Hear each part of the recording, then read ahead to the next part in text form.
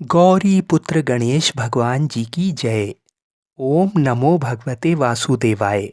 प्रिय भक्तजनों, आज माघ मास का गुरुवार है। जैसा कि आप सभी जानते हैं कि माघ का महीना भगवान श्री लक्ष्मी नारायण जी को अत्यधिक प्रिय है। तो ऐसे में माघ के महीने में पड़ने वाला गुरुवार बहुत ही चमत्कारी होता है। जैसा कि आप सभी लोग जानते हैं कि बृहस्पतिवार का व्रत रखने और इसकी कथा को सुनने से विवाह में आने वाली रुकावटें दूर होती हैं, आर्थिक स्थिति सुधरती है, मान सम्मान, धन विद्या, प्रतिष्ठा मिलती है। सच्चे मन से जो भी इस कथा को सुनता है उसकी सभी मनोकामनाएं पूरी होती हैं। घर में सुख समृद्धि बनी रहती है। बृहस्पतिवार को व्रत रखने से भगवान विष्णु, देवगुरु बृहस्पति और माँ लक्ष्मी की कृपा मिलती है। तो आज माघ के महीने में मैं आपको गुरुवार की ऐसी चमत्कारी कथा को सुना रहा हूँ जिससे बताई गई सभी मनोकामनाएं पूरी होंगी। किंतु आपको इस कथा को पूरा सुनना पड़ेगा। तो आइए भगवान श्री लक्ष्मी नारायण जी के चरणों का ध्यान करते हुए इस कथा को सुनते हैं। भारतवर्ष में एक प्रतापी और दानी राजा राज्य करता था। वह नित्य गरीबों और ब्राह्मणों की सहायता करता था। ये बात उसकी रानी को अच्छी नहीं लगती थी। वह न गरीबों को दान देती, न ही भगवान का पूजन करती थी और राजा को भी दान देने से मना किया करती थी। एक दिन राजा शिकार खेलने वन को गए हुए थे, तो रानी महल में अकेले थी। उसी समय बृहस्पति देव साधु वेश में राजा के महल में भिक्षा के लिए गए और भिक्षा मांगी तो रानी ने भिक्षा देने से इनकार किया और कहा, हे साधु महाराज, मैं तो दान पुण्य से तंग आ गई हूँ। मेरा पति सारा धन लुटाते रहता है। मेरी इच्छा है कि हमारा सारा धन नष्ट हो जाए, फिर ना रहेगा बांस ना बजेगी बांसुरी। साधु ने कहा, देवी तुम तो बड़ी विचित्र हो। धन संतान तो सभी चाहते हैं, पुत्र और लक्ष्मी तो पापी के घर में भी होने चाहिए। यदि तुम्हारे पास अधिक धन है तो भूखों को भोजन दो, प्यासों के लिए प्याऊ लगवाओ, मुसाफिरों के लिए धर्मशालाएं खुलवाओ। तो जो निर्धन अपनी कुंवारी कन्याओं का विवाह नहीं कर सकते हैं उनका विवाह करा दो। ऐसे और कई काम हैं जिनको करने से तुम्हारा यश लोक परलोक में फैलेगा। परंतु रानी पर उपदेश का कोई भी प्रभाव ना पड़ा। वह बोली, महाराज आप मुझे कुछ ना समझाइए। मैं ऐसा धन नहीं चाहती जो हर जगह बांटती फिरूं। साधु ने उत्तर दिया, यदि तुम्हारी ऐसी इच्छा है तो तथास्तु। तुम ऐसा करना कि बृहस्पतिवार को घर लीप कर पीली मिट्टी से अपना सिर धोकर स्नान करना, भट्टी चढ़ाकर कपड़े धोना। ऐसा करने से आपका सारा धन नष्ट हो जाएगा। इतना कहकर वह साधु महाराज वहां से चल दिए। साधु के अनुसार कही बातों को पूरा करते हुए रानी को केवल 3 बृहस्पतिवार ही बीते थे कि समस्त धन संपत्ति नष्ट हो गई। भोजन के लिए राजा का परिवार तरसने लगा। तब एक दिन राजा ने रानी से बोला कि हे रानी, तुम यहीं रहो, मैं दूसरे देश को जाता हूँ, क्योंकि यहाँ पर सभी लोग मुझे जानते हैं, इसलिए मैं कोई छोटा कार्य नहीं कर सकता। ऐसा कहकर राजा परदेश चला गया। वहाँ वह जंगल से लकड़ी काट कर लाता और शहर में बेचता। इस तरह वह अपना जीवन व्यतीत करने लगा। इधर राजा के परदेश जाते ही रानी और दासी दुखी रहने लगे। एक बार जब रानी और दासी को 7 दिन तक बिना भोजन के रहना पड़ा तो रानी ने अपनी दासी से कहा, हे दासी, पास ही के नगर में मेरी बहन रहती है, वह बड़ी धनवान है। तू उसके पास जा और कुछ ले आ, ताकि थोड़ी बहुत गुजर बसर हो जाए। दासी रानी के बहन के पास गई। उस दिन गुरुवार था और रानी की बहन उस समय बृहस्पतिवार व्रत की कथा सुन रही थी। दासी ने रानी की बहन को अपनी रानी का संदेश दिया, लेकिन रानी की बड़ी बहन ने कोई उत्तर नहीं दिया। जब दासी को रानी की बहन से कोई उत्तर नहीं मिला तो वह बहुत दुखी हुई और उसे क्रोध भी आया। दासी ने वापस आकर रानी को सारी बात बता दी। ये सुनकर रानी ने अपने भाग्य को कोसा। उधर रानी की बहन ने सोचा कि मेरी बहन की दासी आई थी, परंतु मैं उससे नहीं बोली, इससे वह बहुत दुखी हुई होगी। कथा सुनकर और पूजन समाप्त करके वह अपनी बहन के घर आई और कहने लगी, हे बहन, मैं बृहस्पतिवार का व्रत कर रही थी। तुम्हारी दासी मेरे घर आई थी, परंतु जब तक कथा होती तब तक ना तो उठते हैं और ना ही बोलते हैं, इसलिए मैं कुछ नहीं बोली। कहो दासी क्यों आई थी? रानी बोली, बहन तुमसे क्या छुपाऊं, हमारे घर में खाने तक को अनाज नहीं था। ऐसा कहते कहते रानी की आंखें भर आईं। उसने दासी समेत पिछले 7 दिनों से भूखे रहने तक की बात अपनी बहन को विस्तार पूर्वक सुना दी। रानी की बहन बोली, देखो बहन, भगवान बृहस्पति देव सबकी मनोकामनाओं को पूर्ण करते हैं। देखो शायद तुम्हारे घर में अनाज रखा हो। पहले तो रानी को विश्वास नहीं हुआ, पर बहन के आग्रह करने पर उसने अपनी दासी को अंदर भेजा तो उसे सचमुच अनाज से भरा एक घड़ा मिल गया। ये देखकर दासी को बड़ी हैरानी हुई। दासी रानी से कहने लगी, हे रानी, जब हमको भोजन नहीं मिलता तो हम व्रत ही तो करते हैं, इसलिए क्यों ना इनसे व्रत और कथा की विधि पूछ ली जाए ताकि हम भी व्रत कर सकें। तब रानी ने अपनी बहन से बृहस्पतिवार व्रत के बारे में पूछा। उसकी बहन ने बताया, बृहस्पतिवार के व्रत में चने की दाल और मुनक्का से भगवान विष्णु का केले की जड़ में पूजन करें तथा दीपक जलाएं, व्रत कथा सुने और पीला भोजन ही करें। इससे बृहस्पति देव प्रसन्न होते हैं। व्रत और पूजन विधि बताकर रानी की बहन अपने घर को लौट गई। 7 दिन के बाद जब गुरुवार आया तो रानी और दासी ने व्रत रखा। घुड़साल में जाकर चना और गुड़ लेकर आई, फिर उससे केले की जड़ तथा विष्णु भगवान का पूजन किया। अब पीला भोजन कहाँ से आए, इस बात को लेकर दोनों बहुत दुखी थीं। चूंकि उन्होंने व्रत रखा था, इसलिए बृहस्पति देव उनसे प्रसन्न थे। इसलिए वे एक साधारण व्यक्ति का रूप धरकर 2 थालों में सुंदर पीला भोजन दासी को दे गए। भोजन पाकर दासी प्रसन्न हुई और फिर रानी के साथ मिलकर भोजन को ग्रहण किया। उसके बाद वे सभी गुरुवार को व्रत और पूजन करने लगीं। बृहस्पति देव भगवान की कृपा से उनके पास फिर से धन संपत्ति आ गई, परंतु रानी फिर से पहले की तरह आलस्य करने लगी।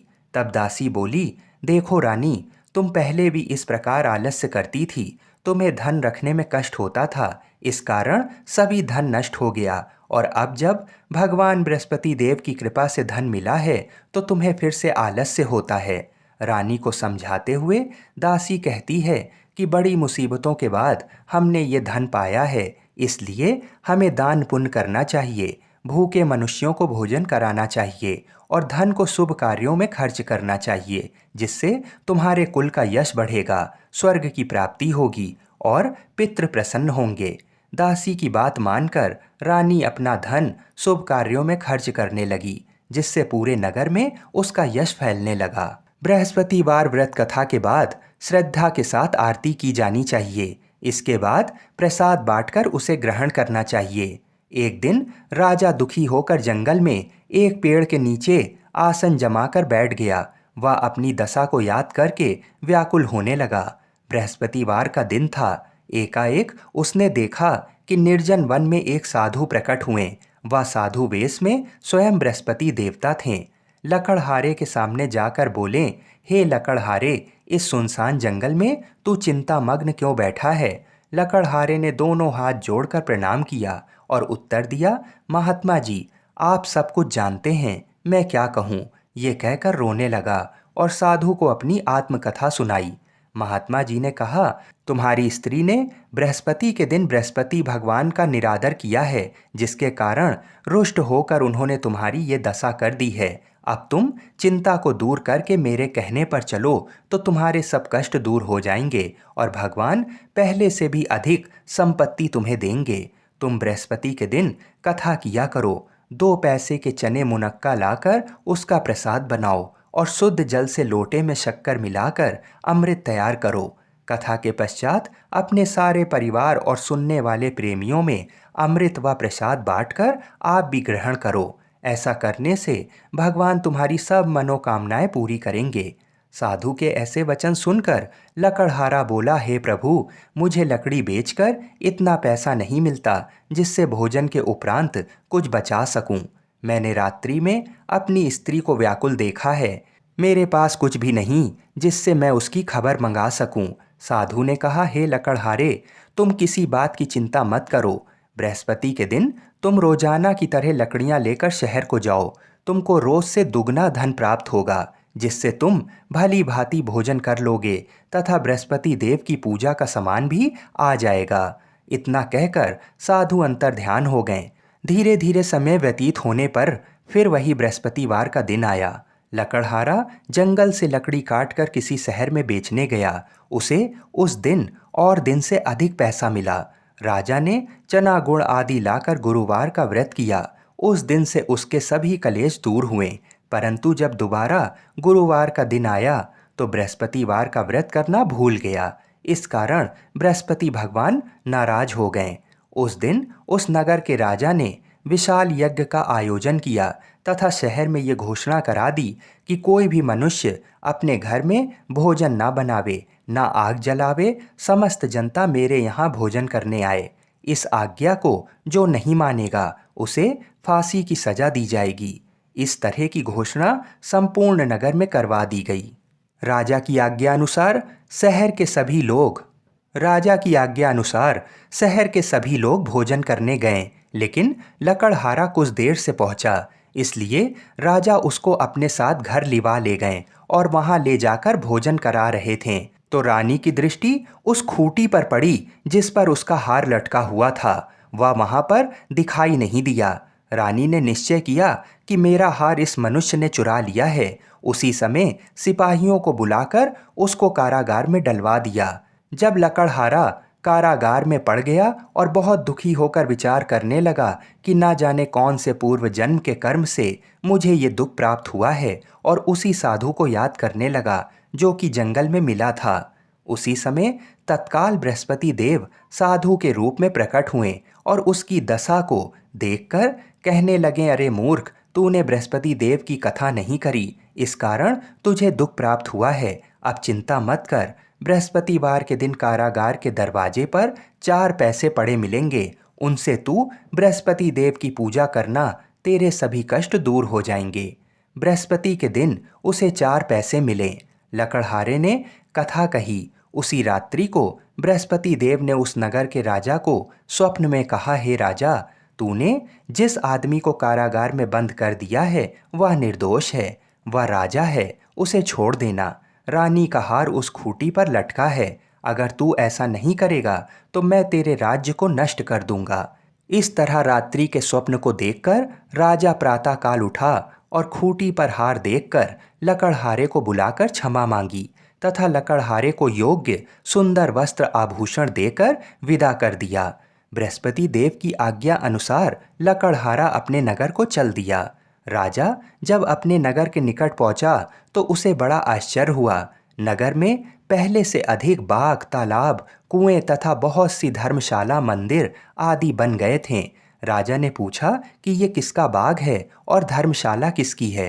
तब नगर के सब लोग कहने लगे, ये सब रानी और बांदी के हैं। तो राजा को आश्चर्य हुआ और गुस्सा भी आया। जब रानी ने ये खबर सुनी कि राजा आ रहे हैं तो उन्होंने दासी से कहा, हे दासी, देख राजा हमको कितनी बुरी हालत में छोड़ गए थे। हमारी ऐसी हालत देखकर वह लौट ना जाएं, इसलिए तू दरवाजे पर खड़ी हो जा। आज्ञा अनुसार दासी दरवाजे पर खड़ी हो गई। राजा आए तो उन्हें अपने साथ ले गई। तब राजा ने क्रोध करके अपनी रानी से पूछा कि ये धन तुम्हें कैसे प्राप्त हुआ।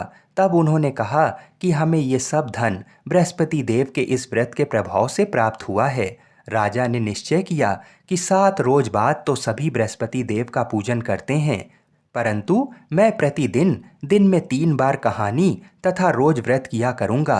अब हर समय राजा के दुपट्टे में चने की दाल बंधी रहती तथा दिन में 3 बार कहानी कहता। एक रोज राजा ने विचार किया कि चलो अपनी बहन के यहाँ हो आएं।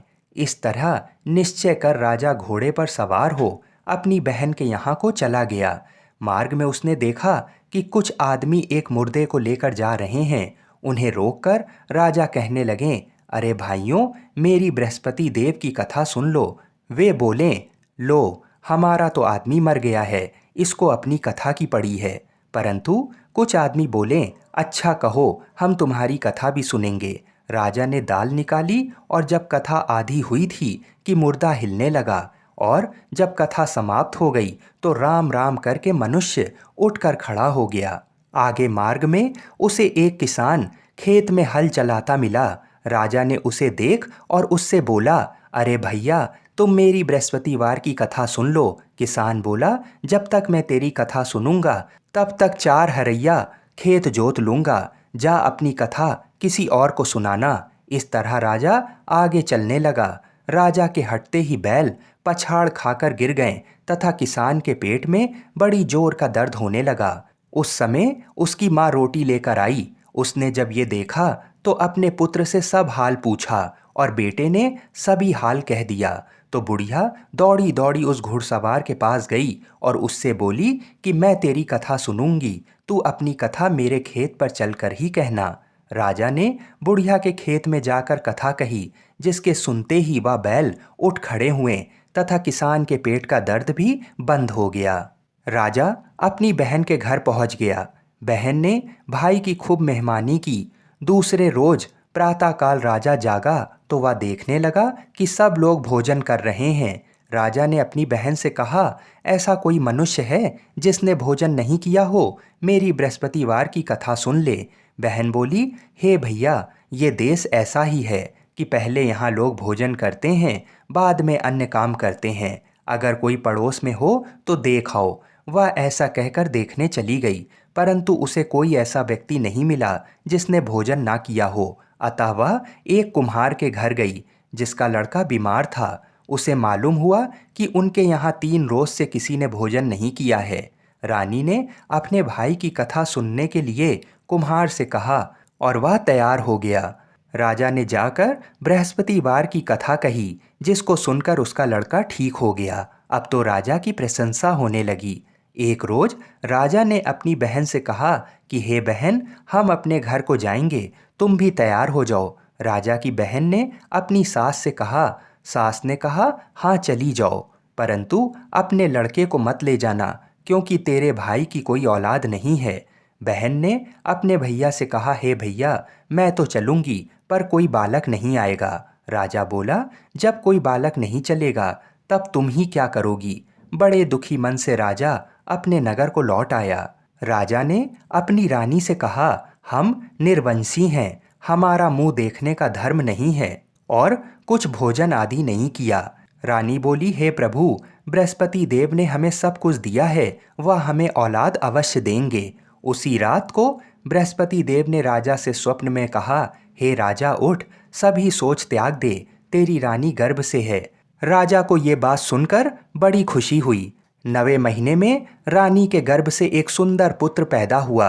तब राजा बोला, हे रानी, स्त्री बिना भोजन के रह सकती है, पर बिना कहे नहीं रह सकती। जब मेरी बहन आवे तो तुम उससे कुछ कहना मत। रानी ने सुनकर हाँ कर दिया। जब राजा की बहन ने ये शुभ समाचार सुना तो वह बहुत खुश हुई तथा बधाई लेकर अपने भाई के यहाँ आई।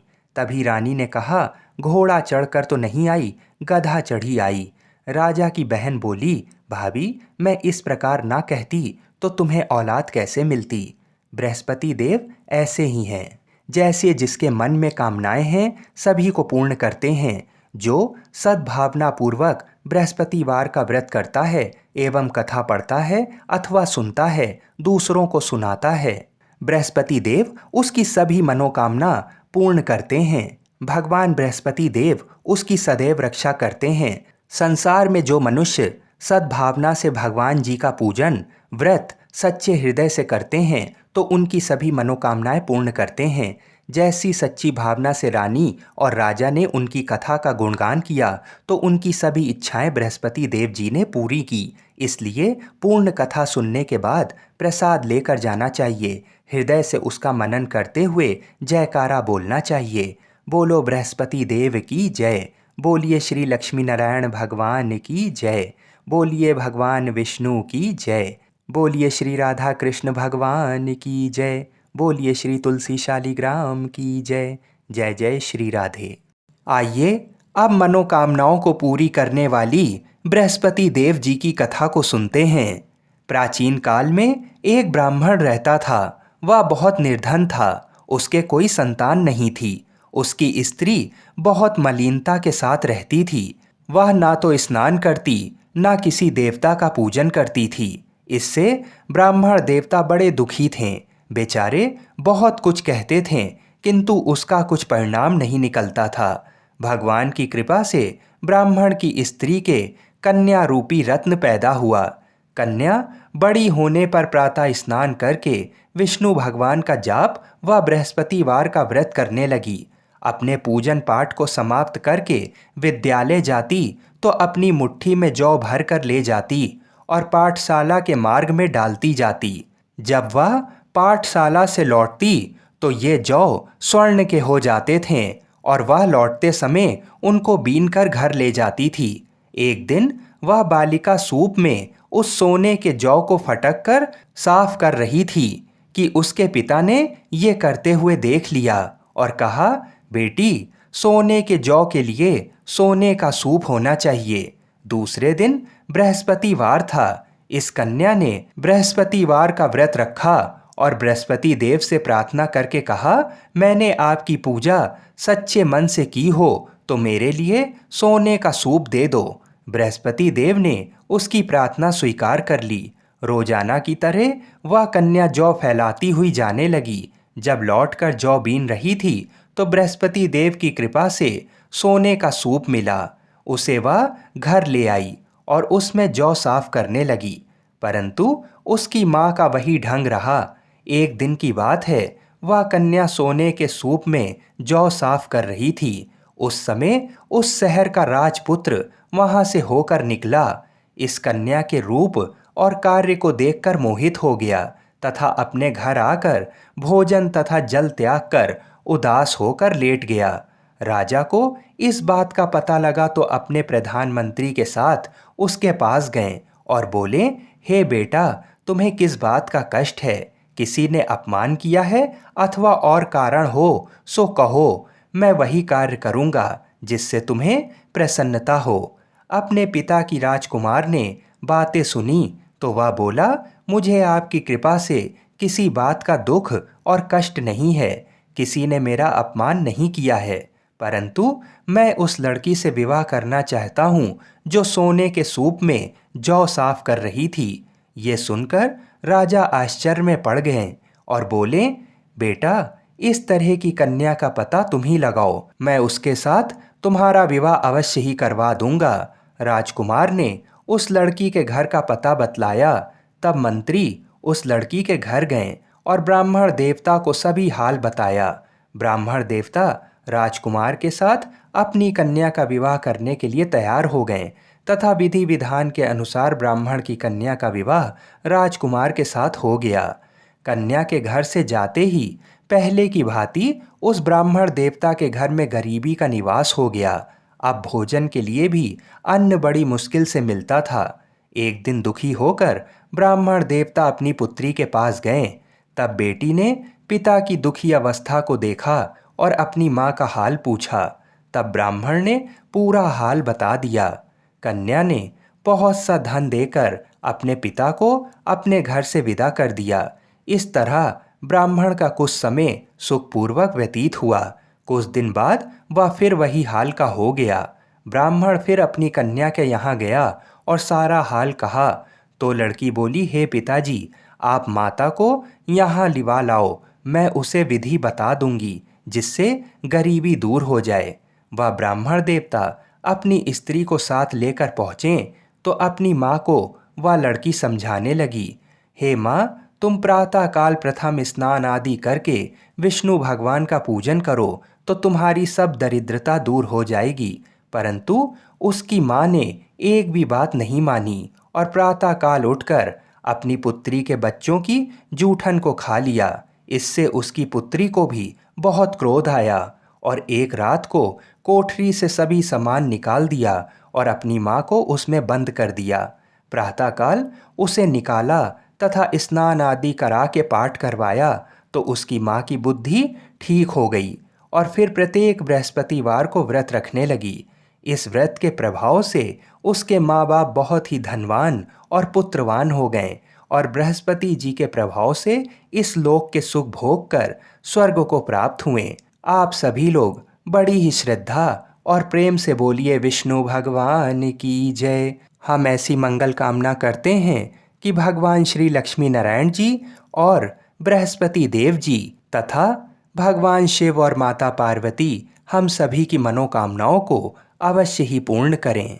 हर हर महादेव। बहुत समय पहले एक राजा था। वह अपनी न्यायप्रियता के कारण प्रजा में बहुत लोकप्रिय था। एक बार वह अपने दरबार में बैठा ही था कि अचानक उसके दिमाग में एक सवाल आया। सवाल था कि मनुष्य का मरने के बाद क्या होता होगा। इस अज्ञात सवाल के उत्तर को पाने के लिए उस राजा ने अपने दरबार में सभी मंत्रियों आदि से मशवरा किया। सभी लोग राजा की इस जिज्ञासा भरी समस्या से चिंतित हो उठे। काफी देर सोचने विचारने के बाद राजा ने यह निर्णय किया कि मेरे सारे राज्य में ये ढिंढोरा पिटवा दिया जाए। जो आदमी कब्र में मुर्दे के समान लेटकर रात भर कब्र में मरने के बाद होने वाली सभी क्रियाओं का हवाला देगा, उसे 500 सोने की मोहरें भेंट दी जाएंगी। राजा के आदेश अनुसार सारे राज्य में ढिंढोरा पिटवा दिया गया। अब समस्या आई कि अच्छा भला जीवित कौन व्यक्ति मरने को तैयार होगा। आखिरकार सारे राज्य में एक ऐसा व्यक्ति इस काम को करने के लिए तैयार हो गया, जो इतना कंजूस था कि वह सुख से खाता पीता और सोता नहीं था। उसको राजा के पास पेश किया गया। राजा के आदेश अनुसार उसके लिए बढ़िया फूलों से सुसज्जित अर्थी बनाई गई। उसको उस पर लिटाकर बकायदा श्वेत वस्त्र से ढक दिया गया और उसे कब्रिस्तान ले जाया गया। घर में जाने पर रास्ते में एक फकीर ने उसका पीछा किया और उससे कहा कि अब तो तुम मरने जा रहे हो, घर में तुम अकेले हो, इतना धन तुम्हारे घर में ही कैद पड़ा रहेगा, तुम मुझे कुछ धन दे दो। कंजूस के बार बार मना करने पर भी फकीर ने कंजूस का पीछा नहीं छोड़ा और बार बार कुछ मांगने की रट लगाए रहा। कंजूस जब एकदम परेशान हो गया तो उसने कब्रिस्तान में पड़े बादाम के छिलकों के एक ढेर में से मुट्ठी भर छिलके उठाए और उस फकीर को दे दिए। बाद में कंजूस को एक कब्र में लिटा दिया गया और ऊपर से पूरी तरह ढक दिया गया। बस एक छोटे से छेद सिर की तरफ इस आशा के साथ कर दिया गया कि ये इससे सांस लेता रहेगा और अगली सुबह राजा को मरने के बाद का पूरा हाल सुनाएगा। सभी लोग कंजूस को उस कब्र में लिटाकर चले गए।